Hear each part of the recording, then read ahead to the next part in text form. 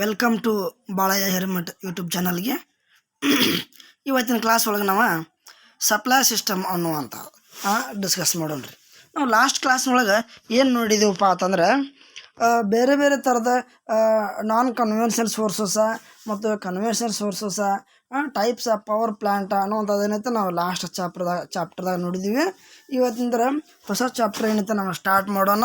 ಅದು supply system. ಇದನ್ನು part 1. ಈ ಸಪ್ಲೈ ಸಿಸ್ಟಮನ್ನು ಒಂದು 3-4 ಪಾರ್ಟ್ಗಳಾಗಿ ಏನೈತೆ ನಾವು ವಿಂಗಡಣೆ ಮಾಡಿ ಈ ಆನ್ಲೈನ್ ಕ್ಲಾಸನ್ನು ನಡೆಸ್ತಾ ಇದ್ದೀನಿ. ಸೊ ಇವತ್ತಿನ ಕ್ಲಾಸ್ ಯಾವುದಪ್ಪ ಅಂತಂದ್ರೆ ಸಪ್ಲೈ ಸಿಸ್ಟಮ್. ಹೌದಾ? ಈ ಸಪ್ಲೈ ಸಿಸ್ಟಮ್ ಅನ್ನೋದೇನೈತಿ ನಮಗೆಲ್ಲ ಗೊತ್ತೈತಿ. ಸೊ ಇಲ್ಲಿ ನೋಡ್ರಿ, ಫಸ್ಟ್ ಪೈಲ ನಮ್ಮದು ಚಾಪ್ಟರ್ ಯಾವುದಪ್ಪ? Supply system. ಹಂಗಿದ್ರಂದ್ರೆ ಸಪ್ಲೈ ಸಿಸ್ಟಮ್ ಅಂದ್ರೆ ಏನು? What is supply system? So ನೋಡ್ರಿ, ಸಪ್ಲೈ ಸಿಸ್ಟಮ್ ಅಂತಂದ್ರೆ ಏನು? The electrical energy generated from the power plants. ಹೌದಾ? ಸೊ ನಮ್ದು ಎಲೆಕ್ಟ್ರಿಕಲ್ ಪವರ್ ಎಲ್ಲಿ ಜನರೇಟ್ ಆಗ್ತದಪ್ಪ? ಪವರ್ ಪ್ಲಾಂಟ್ಗಳಲ್ಲಿ ಜನರೇಟ್ ಆಗ್ತೈತಿ. Has to be supplied to the consumer. Generate ಅಂದರೆ ಉತ್ಪಾದನೆ ಆದಂಥ ಪವರನ್ನು ನಾವು ಕನ್ಸ್ಯೂಮರಿಗೆ ಸಪ್ಲೈ ಮಾಡ್ತೀವಿ.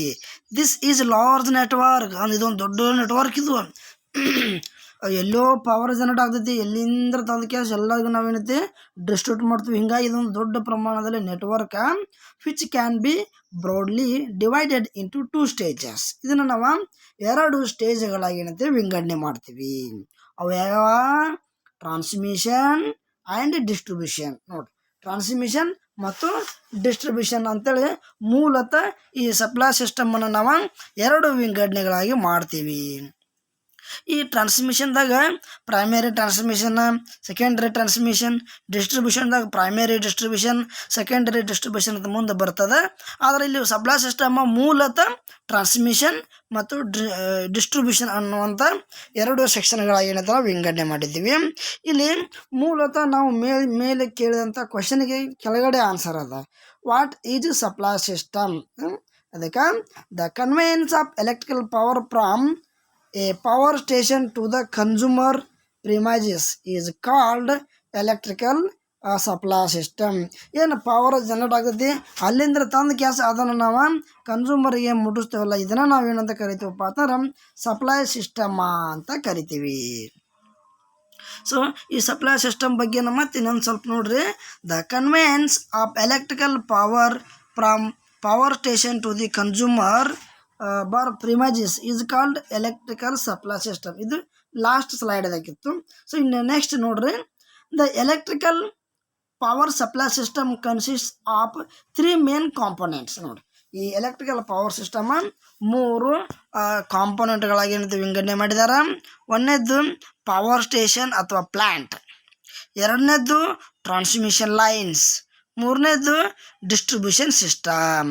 ನೋಡಿ, ಈ 3 ಕಾಂಪೊನೆಂಟ್ಗಳಾಗಿ ಏನು ಮಾಡಿದಾರಪ್ಪ ಅಂತಂದ್ರೆ ಇಲ್ಲಿ ವಿಂಗಡಣೆ ಮಾಡಿದಾರ. ಹೌದಲ್ಲ? ನಿಮ್ಮ ಕ್ವಶನ್ ಕೇಳ್ತೈತೆ, ಎಷ್ಟು ನಿಮ್ಮ ಸಪ್ಲೈ ಸಿಸ್ಟಮನ್ನು ಎಷ್ಟು ವಿಂಗಡಣೆಗಳಾಗಿ ಏನು ಮಾಡಿದಾರ ಅಂತೇಳಿ ನಿಮ್ಮ ಕ್ವಶನ್ ಕೇಳ್ತಾರೆ. ಅದಕ್ಕೆ ನೀವು ಆನ್ಸರ್ 3 ಅಂತ ಆನ್ಸರ್ ಹೇಳಬೇಕು. ಹೌದಾ? Next, the distribution system, the power is produced at the power plant which is away from the consumers. ಹೌದಲ್ಲ? ಉತ್ಪಾದನೆ ಆಗುವಂಥ ನಮ್ಮದು ಪವರ್ ಏನೈತಿ ಕನ್ಸ್ಯೂಮರ್ದು ಅಂದ್ರೆ ಭಾಳಷ್ಟು ದೂರ ಇರ್ತೈತಿ.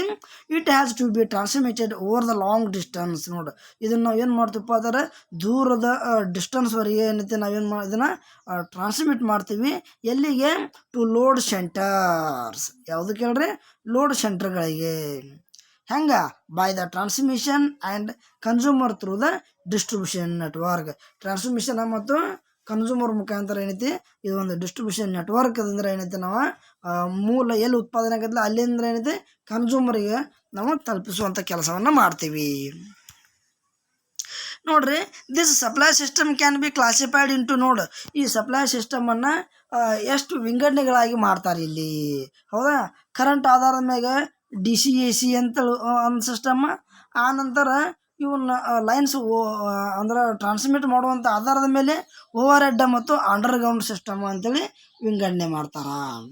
ನೌ ಡೇಸ್ ಈಗಿನ ದಿನಮಾನಗಳಲ್ಲಿ 3 phase 3 wire AC system is universally adapted as soon as economically proposition. In some places 3-phase 4-wire AC system is adapted. ನೋಡಿ, ಈ ಸಪ್ಲೈ ಆಧಾರದ ಮೇಲೆ 3-phase 3 ವೈರ್ಸನ್ನು ನಾವು ಹೆಚ್ಚಿಗೆ ಏನೈತಿ ಅಡಾಪ್ಟ್ ಮಾಡ್ಕೋತೀವಿ. ಮತ್ತು ಕೆಲವೊಂದು ಸಮಯದಲ್ಲಿ ಏನು ಮಾಡ್ತಾರಪ್ಪ ಅಂತಂದ್ರೆ 3-phase 4-wire ಸಿಸ್ಟಮ್ ಏನೈತಿ ಉಪಯೋಗ ಮಾಡ್ಕೋತಾರ. The underground system is more expensive. ನೋಡಿ, ಅಂಡರ್ಗ್ರೌಂಡ್ ಸಿಸ್ಟಮ್ ಏನೈತಿ ಇದು ಜಾಸ್ತಿ ಎಕ್ಸ್ಪಾನ್ಸಿವ್ ಆಗಿರ್ತದೆ. ಎದರ್ಕಿಂತ ಧ್ಯಾನದ ಓವರ್ ಹೆಡ್ ಸಿಸ್ಟಮ್. ನೋಡಿ, ಓವರ್ ಹೆಡ್ ಸಿಸ್ಟಮ್ಗಿಂತ ಅಂಡರ್ಗ್ರೌಂಡ್ ಸಿಸ್ಟಮ್ ಏನೈತಿ ಜಾಸ್ತಿ ಎಕ್ಸ್ಪಾನ್ಸಿವ್ ಆಗಿರ್ತದೆ. Therefore in our country overhead system is almost adapted. ಹೀಗಾಗಿ ನಮ್ಮ ದೇಶದಾಗ ಓವರ್ ಹೆಡ್ ಸಿಸ್ಟಮನ್ನು ಏನೈತಿ ಜಾಸ್ತಿ ಪ್ರಮಾಣದಲ್ಲಿ ಅಡಾಪ್ಟ್ ಮಾಡ್ಕೊಂಡಾರ. ಆದರೆ ಈಗಾಗಲೇ ಏನೈತಿ ಅಂಡರ್ಗ್ರೌಂಡ್ ಸಿಸ್ಟಮ್ ಏನೈತಿ ಕೆಲವು ಸಿಟಿಗಳದಾಗ ಏನೈತಿ ಸ್ಟಾರ್ಟ್ ಅದ, ನೀವು ನೋಡಿರ್ತೀರಿ. ಇನ್ನು types of power transmission. So ಇಲ್ಲಿ ಪವರ್ ಐತಿ, ಪವರನ್ನು ನಾವು ಎಷ್ಟು ವಿಧದಾಗ ಏನೈತಿ ಅದನ್ನು ನಾವು ಟ್ರಾನ್ಸ್ಮಿಟ್ ಮಾಡ್ತೀವಿ, ಹೌದಲ್ಲ. Universally 3-phase 3-wire AC system is adapted in most of places. ನೋಡಿ, ಆಲ್ಮೋಸ್ಟ್ ಅಲ್ಲ ಹೆಚ್ಚಿಗೆ ಜಾಗದಾಗ ಏನು ಮಾಡಿರ್ತಾರಪ್ಪ ಅಂದ್ರೆ 3-phase 3-wire ಸಿಸ್ಟಮ್ ಉಪಯೋಗ ಮಾಡಿರ್ತಾರೆ. However other systems can also be used for transmission under special circumstances. ಅಂದ್ರೆ ಇಲ್ಲಿ ಏನು ಮಾಡಿದಾರಪ್ಪ ಅಂತಂದ್ರೆ ಅವುಗಳು ಇರುವಂಥ ಆಧಾರದ ಮೇಲೆ ಏನಂತ ಕೆಳಗಡೆ ವಿಂಗಡಣೆ ಮಾಡಿದ್ದಾರೆ. ಅವು ಹೆಂಗೆ ನೋಡ್ರಿ, ಪಾಸಿಬಲ್ ಸಿಸ್ಟಮ್ ಸಾಧ್ಯತೆ ಇರುವಂಥವು ಯಾವ. ಒಂದನೇದು DC ಸಿಸ್ಟಮ್. ಹೌದಾ, ನಾ ಆಗಲೇ ಹೇಳಿದಾಗ ಏನೈತಿ DC AC ಅಂತೇಳಿ 2 ಥರ ಟ್ರಾನ್ಸ್ಮಿಟ್ ಮಾಡ್ತಾರೆ ಅಂತ ಏನು ಹೇಳಿದ್ನಲ್ಲ, ಹಂಗೆ ಒಂದನೇದು DC ಸಿಸ್ಟಮ. DC ಸಿಸ್ಟಮ್ದೊಳಗೆ ಯಾವಪ್ಪ ಅಂದ್ರೆ ಮತ್ತು 3 ಟೈಪ್ ಬರ್ತಾವ.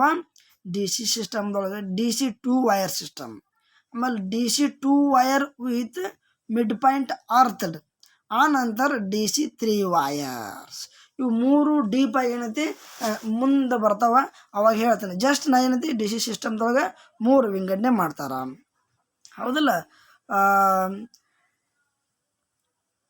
ನೆಕ್ಸ್ಟ್, ಸೊ ಇನ್ನು AC ಸಿಂಗಲ್ ಪೇಸ್ ಸಿಸ್ಟಮ್. ನಾನು ಮ್ಯಾಗಿಂದ ಈ ಸ್ಲೈಡ್ ರಿಪೀಟ್ ಆಗ್ಯದ ಇರಲಿ. AC single phase system. AC single phase ಸಿಸ್ಟಮ್ದೊಳಗೆ ಎಷ್ಟು ವಿಂಗಡಣೆಪ್ಪ? ಸಿಂಗಲ್ ಪೇಸ್ 2 ವೈರ್ ಅಂದರೆ ಪೇಸ ನ್ಯೂಟ್ರಲ್ಲ. ಆ ನಂತರ single phase 2 wire with mid point earthed. ಆ ನಂತರ third one single phase 3 wire system. ಇನ್ನು third one AC 2 phase system. ನಾ ಆಗಲೇ ಹೇಳಿದ್ದು AC ಸಿಂಗಲ್ ಪೇಸ್ ಸಿಸ್ಟಮ್ಮ, ಇಲ್ಲಿ AC 2 ಪೇಸ್ ಸಿಸ್ಟಮ್ಮ. ಇದ್ರೊಳಗೂ ಮತ್ತು 2 ಟೈಪ್ಸ್ ಬರ್ತಾವ. ಅದು 2 ಪೇಸ್ 3 ವೈರ, 2 ಪೇಸ್ 4 ವೈರ. ಇನ್ನು next fourth one AC 3 phase system. So AC 3 phase ಸಿಸ್ಟಮ್ದೊಳಗೆ ಮತ್ತೆ ಎಷ್ಟು ವಿಂಗಡಣೆ? ಮತ್ತು 2 ವಿಂಗಡಣೆ ಬರ್ತಾವ. 3 ಪೇಸ್ 3 ವೈರ್, 3 ಪೇಸ್ 4 ವೈರ. ನೋಡ್ರಿ, ನೆಕ್ಸ್ಟ್ ಏನು ಹೇಳ್ತಾರಪ್ಪ ಅಂತಾರೆ, ದ ಲೈನ್ ನೆಟ್ವರ್ಕ್. ಇವೆಲ್ಲ ಏನೈತಿ ವಿಂಗಡಣೆ. ಇಲ್ಲಿ ಮಸ್ಟ್ ಏನಾದ್ಲ ಇದೆಲ್ಲ ವಿಂಗಡಣೆ. ಇನ್ನು ಮುಂದೆ ಏನು ಮಾಡೋಪ್ಪ ಅಂತಾರೆ ಟ್ರಾನ್ಸ್ಮಿಷನ್ ಬಗ್ಗೆ ಹೇಳ್ತಾರೆ. ನೋಡ್ರಿ, ಇಲ್ಲಿ the line network between generating station and consumer of electric power can be divided into 2 parts. ನೋಡು, ಏನು ಪವರ್ ಜನರೇಟ್ ಆಗದಲ್ಲ ಅಲ್ಲಿಂದ ಬಂದು ಕನ್ಸ್ಯೂಮರಿಗೆ ತಲುಪೋದ್ರೊಳಗನ ಅದನ್ನು ನಾವು 2 ವಿಂಗಡಣೆ ಮಾಡಿದ್ದೀವಿ, ಹೌದಾ. ಅದು ಒಂದನೇದು ಟ್ರಾನ್ಸ್ಮಿಷನ್ ಸಿಸ್ಟಮ, ಎರಡನೇದು ಡಿಸ್ಟ್ರಿಬ್ಯೂಷನ್ ಸಿಸ್ಟಮ. ನಾನು ಈಗ ಮುಂದೇನೋ ಡೀಪಾಗಿ ಬರ್ತದಲೆ ಟ್ರಾನ್ಸ್ಮಿಷನ್ ಅಂದ್ರೆ ಏನು, ಅದು ಎಷ್ಟು ಪವರ್ ಇರ್ತದೆ, ಡಿಸ್ಟ್ರಿಬ್ಯೂಷನ್ ಅಂದ್ರೆ ಏನು, ಅದು ಎಷ್ಟು ಪವರ್ ಇರ್ತದೆ ಅನ್ನೋದೇನೈತಿ ನಾ ಡೀಪಾಗಿ ಏನೈತಿ ನೆಕ್ಸ್ಟ್ ಸ್ಲೈಡ್ಸ್ದಾಗ ಹೇಳ್ತೀನಿ. This system can be categorised as primary transmission and secondary transmission. ನೋಡ, ಈ ಟ್ರಾನ್ಸ್ಮಿಷನ್ ಸಿಸ್ಟಮ್ದೊಳಗೆ ಮತ್ತು 2 ವಿಂಗಡಣೆ ನಾ ಆಗಲೇ ಹೇಳಿದ್ನಿ. ಹಂಗೆ ಪ್ರೈಮರಿ ಟ್ರಾನ್ಸ್ಮಿಷನ ಮತ್ತು ಸೆಕೆಂಡರಿ ಟ್ರಾನ್ಸ್ಮಿಷನ.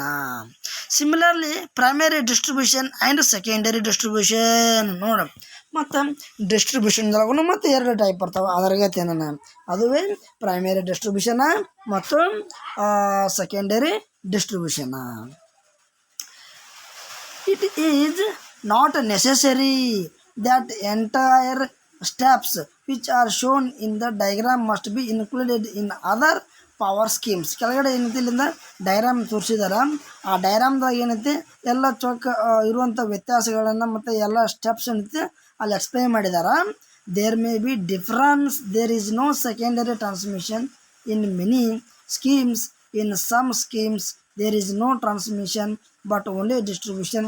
ಇಲ್ಲಿ ಈ ಪೂರ್ಣ ಪ್ಯಾರಾಗ್ರಾಫ್ ಏನೈತಿ ಈ ನೆಕ್ಸ್ಟ್ ಒಂದು ಫಿಗರ್ 1 ಅಂತ ಬರ್ತದೆ. ಅಲ್ಲಿ ನಾನು ನಿಮಗೆಲ್ಲ ಏನೈತಿ ಡೀಟೇಲಾಗಿ ಹೇಳ್ತೀನಿ. ಈಗ ಏನೈತಿ ರಿಪೀಟ್ ಮಾಡೋಂಗಿಲ್ಲ ನೋಡ್ರಿ ಇಲ್ಲಿ. ಸೊ ನೆಕ್ಸ್ಟ್ ಸ್ಲೈಡ್ಸ್ ನೋಡ್ರಿ. Various stages of typically electrical power supply systems are followed. ಇಲ್ಲಿ ನೋಡ್ರಿ, ಇಲ್ಲಿ ಮತ್ತೆ ಬೇರೆ ಬೇರೆ ಸ್ಟೇಜಸ್ ಬರ್ತಾವ. ಹೌದಾ, ಅವು ಯಾವ್ಯಾವ ಆಗಲೇ ನಾನು ಲಾಸ್ಟ್ ಸ್ಲೈಡ್ದೊಳಗೆ ಏನು ಎಕ್ಸ್ಪ್ಲೈನ್ ಮಾಡಿದಲ್ಲ ಅದೇ ಇಲ್ಲಿ ಕಂಟಿನ್ಯೂ ಆಗ್ತದೆ. Generating station, primary station, transmission, primary transmission, secondary transmission ಇಲ್ದಾವಲ್ಲ ಅನ್ನೋದು generation, primary transmission, secondary transmission ಮತ್ತು ಪ್ರೈಮರಿ ಡಿಸ್ಟ್ರಿಬ್ಯೂಷನ್, ಸೆಕೆಂಡರಿ ಟ್ರಾನ್ಸ್ಮಿಷನ್. ಇವು ಇಷ್ಟು ಏನಪ್ಪ ಅಂತಂದ್ರೆ ನಮ್ಮ ಸ್ಟೇಜ್ಸ್ಗಳು. ಅದೇ ಬೇರೆ ಬೇರೆ ಸ್ಟೇಜಸ್ ಲಾಸ್ಟ್ ಸ್ಲೈಡ್ದಾಗ ಎಕ್ಸ್ಪ್ಲೇನ್ ಮಾಡಿದ್ದ 4 ಸ್ಟೇಜ್ಗಳೇನೈತಿ ಇಲ್ಲಿ. ಏನು ಪವರ್ ಜನರೇಟ್ ಆಗ್ತೈತಿ, ಉತ್ಪಾದನೆ ಆದಂಥ ಪವರನ್ನು ನಾವು ಫಸ್ಟ್ ಜನರೇಟ್ ಆಗೈತಿ, ಜನರೇಟ್ ಆದ ನಂತರ ನಾವು ಟ್ರಾನ್ಸ್ಮಿಷನ್ ಮಾಡ್ತೀವಿ. ಪ್ರೈಮರಿ, ಸೆಕೆಂಡರಿ ಮತ್ತು ಪ್ರೈಮರಿ ಡಿಸ್ಟ್ರಿಬ್ಯೂಷನ್, ಸೆಕೆಂಡರಿ ಡಿಸ್ಟ್ರಿಬ್ಯೂಷನ್. ಅಂದ್ರೆ ಏನು ಪವರ್ ಜನರೇಟ್ ಆಗೈತಿಲ್ಲ, ಜನರೇಟ್ ಆದಂಥ ಪವರನ್ನು ಉತ್ಪಾದನೆ ಆದಂಥ ಸ್ಥಳದಿಂದ ಹಿಡಿದು ಕನ್ಸ್ಯೂಮರಿಗೆ ನಾವು ತಲುಪಿಸ್ಬೇಕಾಗಿತ್ತಪ್ಪ ಅಂತಂದ್ರೆ 5 ಸ್ಟೇಜ್ಗಳಾಗಿ ವಿಂಗಡಣೆ ಮಾಡಿ ನಾವು ಕನ್ಸ್ಯೂಮರಿಗೆ ಏನು ಮಾಡ್ತೀವಪ್ಪ ಅಂತಂದ್ರೆ ತಲುಪಿಸ್ತೀವಿ. ನಾ ಆಗಲೇ ಒಂದು ಫಿಗರ್ದಾಗ ಒಂದು ಚಿತ್ರದೊಳಗೆ ಏನೈತಿ ಪೂರ ಎಕ್ಸ್ಪ್ಲೈನ್ ಮಾಡ್ತೇನೆ ಅಂತ ನಿಮಗೇನು ಹೇಳಿದ್ನಲ್ಲ ನೋಡ್ರಿ. ಇಲ್ಲಿ ಕಾಣಿಸ್ತದಲ್ಲ, ಇದು ನಿಮ್ಮದೊಂದು ಚಿತ್ರ ನೋಡ್ರಿ. ಈ ಚಿತ್ರದೊಳಗೆ ಏನೈತಲ್ಲ ಇದು ಇಷ್ಟೇನು ಪೋರ್ಷನ್ನ ರೌಂಡ್ ಮಾಡತ್ತನಲ್ಲ ಇದು ಜನ್ರೇಟಿಂಗ್ ಸ್ಟೇಷನ. ಇಲ್ಲಿ ಏನು ಜನ್ರೇಟಿಂಗ್ ಸ್ಟೇಷನ್ದೊಳಗೆ ಏನು ಆಗ್ತೈತಪ್ಪ ಅಂತಂದ್ರೆ ಇಲ್ಲಿ ಪವರ್ ಏನೈತಿ ಜನ್ರೇಟ್ ಆಗ್ತೈತಿ. ಎಷ್ಟು ಪವರ್ ಜನರೇಟ್ ಆಗ್ತೈತಪ್ಪ, L1 kV ಅಥವಾ L1.5 kV ಅಥವಾ 12 kV. ಇಲ್ಲಿ ಅಷ್ಟು ಪ್ರಮಾಣದಲ್ಲಿ ಪವರ್ ಏನೈತಿ ಜನ್ರೇಟ್ ಆಗ್ತೈತಿ. ಇದು ಜನ್ರೇಟಿಂಗ್ ಸ್ಟೇಷನ್ ನೋಡ್ರಿ. ಇದು ಜನ್ರೇಟಿಂಗ್ ಸ್ಟೇಷನ್. ಆ ನಂತರ ಏನು ಪವರ್ ಜನ್ರೇಟ್ ಆಗ್ತೈತಿ, ಪವರ್ ಜನ್ರೇಟ್ ಆದ ನಂತರ ಅದನ್ನು ನಾವೇನು ಮಾಡ್ತೀವಪ್ಪ ಅಂತಂದ್ರೆ ಸ್ಟೆಪ್ ಅಪ್ ಮಾಡ್ತೀವಿ. ಸೊ ಇದು ಸ್ಟೆಪ್ ಅಪ್ ಟ್ರಾನ್ಸ್ಫಾರ್ಮರ್. ಇಲ್ಲೇನು ಕಾಣಿಸ್ತೈತಲ್ಲ ಇದು ಸ್ಟೆಪ್ ಅಪ್ ಟ್ರಾನ್ಸ್ಫಾರ್ಮರ. ಈ ಸ್ಟೆಪ್ ಅಪ್ ಟ್ರಾನ್ಸ್ಫಾರ್ಮರ L1 kVದಿಂದ ಹಿಡಿದು 220 kV ವೋಲ್ಟೇಜಿಗೆ ನಮ್ಮದು ವೋಲ್ಟೇಜನ್ನು ಏನು ಮಾಡ್ತೈತಪ್ಪ ಅಂತಾರೆ ಅದು ಸ್ಟೆಪ್ ಅಪ್ ಮಾಡ್ತೈತಿ. ಹೌದಾ, ಇಲ್ಲಿ ಸ್ಟೆಪ್ ಅಪ್ ಟ್ರಾನ್ಸ್ಫಾರ್ಮರ್ದಿಂದ ಇನ್ನೊಂದು ಲೆವೆಲ್ಗೆ ಸ್ಟೆಪ್ ಅಪ್ ಟ್ರಾನ್ಸ್ಫಾರ್ಮರ್ ಬರ್ತೈತಿ. ಹೌದಾ, ನಾ ಇಲ್ಲಿ ರೌಂಡ್ ಮಾಡತ್ತನಲ್ಲ ಇದು ಎಷ್ಟಪ್ಪ ಅಂತಂದ್ರೆ ಫಸ್ಟ್ ಏನು ಸ್ಟೆಪ್ ಅಪ್ ಆಗಿರ್ತೈತಲ್ಲ, ಫಸ್ಟ್ ಏನು ಸ್ಟೆಪ್ ಅಪ್ ಆಗಿರ್ತೈತಲ್ಲ 220ದಿಂದ ಹಿಡಿದು ಇದು 132 ಅಥವಾ 66 kV ಏನಾಗ್ತೈತಪ್ಪ ಅಂತಂದ್ರೆ ಇಲ್ಲಿ ಮತ್ತೆ ನಾವು ಏನೈತಿ ಅದನ್ನು ಸ್ಟೆಪ್ ಅಪ್ ಮಾಡ್ಕೋತೀವಿ. ಸೊ ಇಲ್ಲಿ ಏನು ಬರೋದಿಲ್ಲ, 1ನೇ ಟ್ರಾನ್ಸ್ಫಾರ್ಮರ್ದಿಂದ ಮತ್ತು 2ನೇ ಟ್ರಾನ್ಸ್ಫಾರ್ಮರ್ದಿಂದ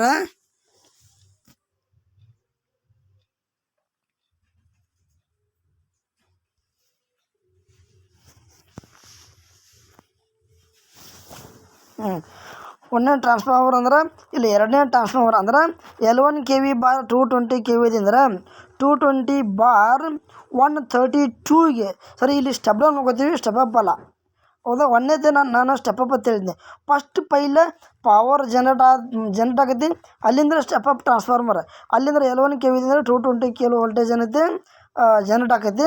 ಆ ಟ್ರಾನ್ಸ್ಫಾರ್ಮರ್ದಿಂದ ಮುಂದೆ ನಾವೇನು ಪವರ್ ಲೈನ್ ಎಳಿತೀವಲ್ಲ ಅದನ್ನು ನಾವು ಪ್ರೈಮರಿ ಟ್ರಾನ್ಸ್ಮಿಷನ್ ಅಂತ ಕರಿತೀವಿ. ಇನ್ನು ಪ್ರೈಮರಿ ಟ್ರಾನ್ಸ್ಮಿಷನ್ದಿಂದ 220 ವೋಲ್ಟೇಜಿಂದ 132 ಅಥವಾ 66 kVಗೆ ವೋಲ್ಟೇಜನ್ನು ನಾವು ಸ್ಟೆಪ್ ಅಪ್ ಮಾಡ್ತೀವಿ.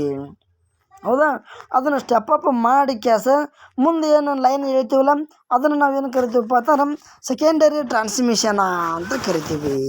ಹೌದು, ಸೊ ಸೆಕೆಂಡರಿ ಟ್ರಾನ್ಸ್ಮಿಷನ್ ಅಂತ ಕರಿತೀವಿ.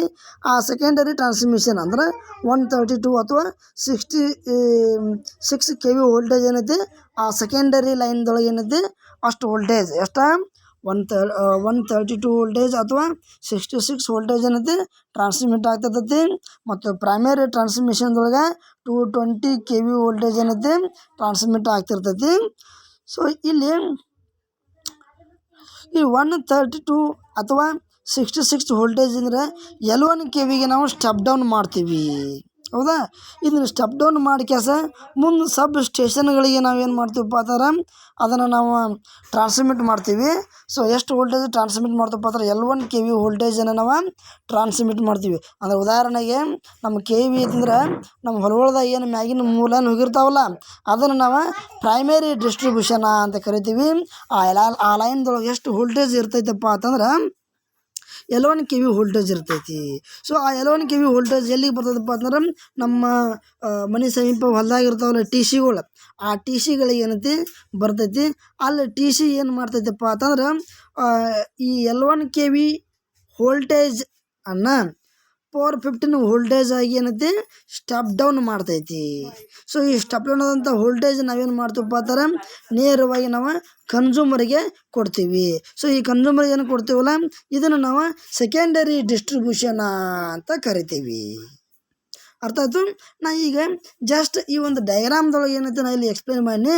ಇನ್ನು ಪ್ರತಿ ಒಂದೊಂದು ಸೆಕ್ಷನ್ದು ನಾ ಇಲ್ಲೇನು ರೌಂಡ್ ಬ್ಲಾಕ್ ಹಾಕಿದ್ದೀನಲ್ಲ ಇವು ಪ್ರತಿಯೊಂದು ಅಂದರೆ ಈ ಒಂದು typical AC power supply system scheme ಏನಿದ್ರೆ ಇದನ್ನು ನಾವು 5 ವಿಂಗಡಣೆಗಳಾಗಿ ಮಾಡ್ತೀವಿ ಅಂತ ನಾನು ಹೇಳಿದ್ನಿ. ಅದು generating, primary transmission, secondary transmission ಮತ್ತು ಪ್ರೈಮರಿ ಡಿಸ್ಟ್ರಿಬ್ಯೂಷನ್, ಸೆಕೆಂಡರಿ ಡಿಸ್ಟ್ರಿಬ್ಯೂಷನ್. ಇವು ಪ್ರತಿಯೊಂದೊಂದು ಏನು ಮಾಡ್ತಾರಪ್ಪ ಅಂತಾರೆ ಇಲ್ಲಿ ಡೀಪಾಗಿ 1 by 1 ಏನೈತಿ ಎಕ್ಸ್ಪ್ಲೇನ್ ಮಾಡ್ಕೋಂತ ಏನೈತಿ ಹೋಗ್ತಾರೆ. ಸೊ ಒಂದೊಂದು ಸ್ಟೇಜ್ ಏನೈತಿ ನಾವಿಲ್ಲಿ ಎಕ್ಸ್ಪ್ಲೇನ್ ಮಾಡ್ಕೋಂತ ಹೋಗೋಣ್ರಿ. ನೋಡ್ರಿ, ಒಂದೇದು ಯಾವುದಪ್ಪ ಜನ್ರೇಟಿಂಗ್ ಸ್ಟೇಷನ್, ಹೌದಲ್ಲ. ನಾ ಫಸ್ಟ್ ಸ್ಟೇಜ್ ನಾನು 5 ಸ್ಟೇಜ್ಗಳ ವಿಂಗಡಣೆ ಮಾಡ್ತೀವಿ ಅಂತ ಹೇಳಿದ್ನಿ. ಅದರೊಳಗೆ ಮೊದಲನೆಯ ಸ್ಟೇಜ್ ಅದು generating station. So generating station ಅದರೊಳಗೆ ಏನಾಗ್ತೈತಿ. ಸೊ ಇಲ್ಲಿ what is generating station, in which station power will be generated, that station is called generating station ಅಂತ ಕರಿತೀವಿ, ಹೌದಾ. the place where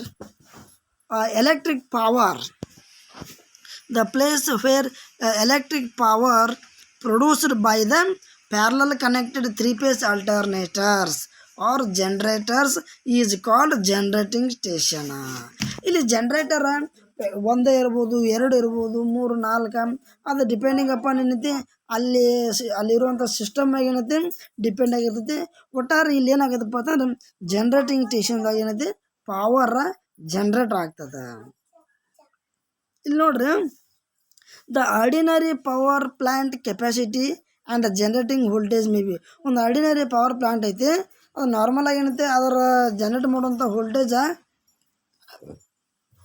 ಕೆಪಾಸಿಟಿ ಎಷ್ಟು ಇರ್ತೈತಪ್ಪ, L1 KV ಅಥವಾ 11.5 KV ಅಥವಾ 12 KV ಅಥವಾ 13 KV ಇರ್ತದೆ. But economically it is good to step up the produced voltage from. ನೋಡಿ, ಈ ಎಕನಾಮಿಕಲಾಗಿ ಏನೈತಿ ನಾವು ಆರ್ಥಿಕವಾಗಿ ಏನೈತಿ ಕರೆಕ್ಟ್ ಎಷ್ಟು ವೋಲ್ಟೇಜ್ನಲ್ಲಿ ಎಷ್ಟು ವೋಲ್ಟೇಜ್ ನಾವು ಸ್ಟೆಪ್ ಅಪ್ ಮಾಡಬೇಕು ಅಂತಂದ್ರೆ ನಾ ಆಗಲೇ ಹೇಳಿದ್ನಲ್ಲ, ಅಂದ್ರೆ L1 KV ಅಥವಾ 11.5 KV ಅಥವಾ 12 KV ಬರ್ತಲ್ಲ, ಇಲ್ಲಿಂದ ಎಷ್ಟು ರೇಂಜ್ಗೆ ನಾವು ಸ್ಟೆಪ್ ಅಪ್ ಮಾಡಬೇಕಾಗಿತ್ತಪ್ಪ ಅಂದ್ರೆ 132 ಸ್ಟೆಪ್ ಅಪ್ ಮಾಡ್ಬೋದು, ಅಥವಾ 220 ಸ್ಟೆಪ್ ಅಪ್ ಮಾಡ್ಬೋದು, 400 KVಗಾರ ಸ್ಟೆಪ್ ಅಪ್ ಮಾಡ್ಬೋದು, ಅಥವಾ 500 KVಗೆ ಅಥವಾ ನಾವು ಜನರೇಟ್ ಮಾಡ್ಬೋದು. ಇನ್ನು ಸಮ್ ಕಂಟ್ರೀಸ್ ಕೆಲವೊಂದು ದೇಶದೊಳಗೆ ನೇರವಾಗಿ ಈ L1 KV ಅಂದ್ರೆ ಏನೈತಿ 1500 KVಗೆ ಏನೈತಿ ಸ್ಟೆಪ್ ಅಪ್ ಮಾಡ್ತಾರೆ. ಯಾವುದ್ರದಂದ್ರೆ ಸ್ಟೆಪ್ ಅಪ್ ಮಾಡ್ತಾರಪ್ಪ ಅಂತಂದ್ರೆ ಬೈ ಸ್ಟೆಪ್ ಅಪ್ ಟ್ರಾನ್ಸ್ಫಾರ್ಮರ್ ಅಥವಾ ಪವರ್ ಟ್ರಾನ್ಸ್ಫಾರ್ಮರ್. ಈ ಪವರ್ ಟ್ರಾನ್ಸ್ಫಾರ್ಮರ್ ಎಲ್ಲಿ ಉಪಯೋಗ ಮಾಡ್ತಾರಪ್ಪ ಅಂತಾರೆ ವೋಲ್ಟೇಜನ್ನು ಏನೈತಿ ಸ್ಟೆಪ್ ಅಪ್ ಮಾಡಲಿಕ್ಕೆ ಪವರ್ ಪ್ಲಾಂಟ್ಗಳದಾಗ ಏನೈತಿ ಉಪಯೋಗ ಮಾಡ್ತಾರೆ. ಓಕೆ, ಇದು ಇಷ್ಟು ಏನೈತಿ ಈ ಒಂದು ಕ್ಲಾಸ್ನಾಗ ಏನೈತಿ ಮುಗಿಸ್ತೀನಿ. ಇಲ್ಲಿ ಜನ್ರೇಟಿಂಗ್ ಏನೈತಿ 5 ಸ್ಟೇಜ್ ಅದಾವ. ನಾವು 1ನೇ ಸ್ಟೇಜ್ ಏನೈತಿ ಈ ಒಂದು ಕ್ಲಾಸಾಗ ಎಕ್ಸ್ಪ್ಲೇನ್ ಮಾಡಿದ್ದೀನಿ. ಇನ್ನು ಮುಂದಿನ ಕ್ಲಾಸ್ ಒಳಗೆ 2ನೇ ಸ್ಟೇಜ್ ಅಂದ್ರೆ primary transmission, secondary transmission, primary distribution ಮತ್ತು ಸೆಕೆಂಡರಿ ಡಿಸ್ಟ್ರಿಬ್ಯೂಷನ್ ಅನ್ನೋದೇನೈತಿ ಮುಂದಿನ ಕ್ಲಾಸಾಗ ಮುಗಿಸ್ತೀನಿ. ನಾ ಈ ಒಂದು ಕ್ಲಾಸ್ ಏನೈತಿ ಇಲ್ಲಿಗೆ ಮುಗಿಸ್ತೀನಿ. Thank you. ಹೆಚ್ಚಿನ ಮಾಹಿತಿಗಾಗಿ ಬಾಳಯ್ಯ ಹಿರೇಮಠ್ ಯೂಟ್ಯೂಬ್ ಚಾನಲ್ಗಳನ್ನು ನೀವು ವೀಕ್ಷಣೆ ಮಾಡಬಹುದು.